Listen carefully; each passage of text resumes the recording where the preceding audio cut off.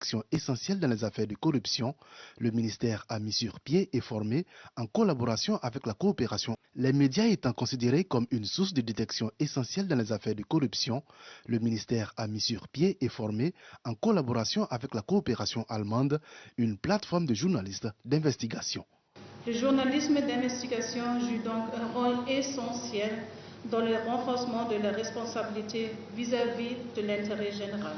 Il peut exposer la corruption et les flux financiers illicites, déclencher des enquêtes criminelles et même des réformes législatives.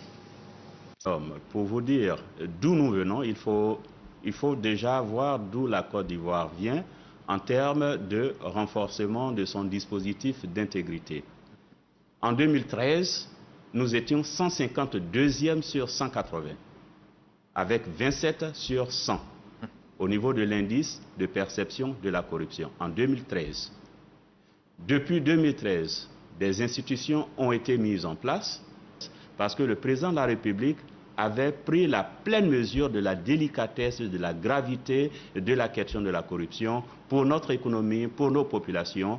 Donc, les réformes ont commencé à être amorcées en 2013 parce que la situation était catastrophique. 152e sur 180.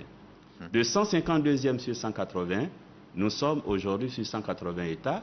Nous sommes aujourd'hui en 2022. Parce que le dernier rapport qui est sorti de Transparency, c'est l'évaluation qui est faite pour l'année 2022. Et l'année 2022, nous sommes 99e sur 180 pays. Donc entre 2013 et 2022, c'est près de 81 pays que la Côte d'Ivoire a surclassé en termes de renforcement. Et il y a des chances qu'on progresse et on progresse encore. C'est l'objectif et c'est la mission qui a été assignée au ministère et à l'ensemble des institutions qui interviennent dans la lutte contre la corruption. C'est la mission qui a été assignée par le président de la République et par le Premier ministre, chef du gouvernement, de faire en sorte que pour les 5 prochaines années, la Côte d'Ivoire puisse être dans le top des 50. Nous savons qu'il y a encore beaucoup de réformes, beaucoup d'actions à mener, mais l'objectif étant, aujourd'hui nous sommes à 37 sur 100, il faut indiquer que la moyenne africaine, c'est 32 sur 100. Et notre objectif, c'est être dans le top 10 des États africains en matière de lutte contre la corruption et donc d'approcher la moyenne des 50 sur 100 d'ici les 5 prochaines années.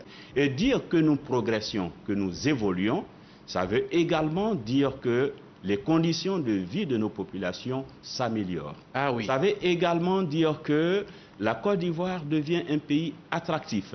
Ça veut également dire que la Côte d'Ivoire est un pays où de plus en plus la sécurité judiciaire se renforce.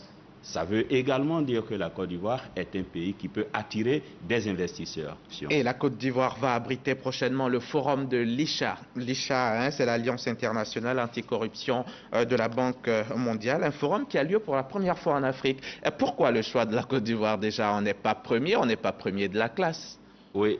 La Côte d'Ivoire n'est certes pas première de la classe, mais la Côte d'Ivoire fait partie des 10 premiers pays africains à avoir engagé des réformes significatives ces 10 dernières années.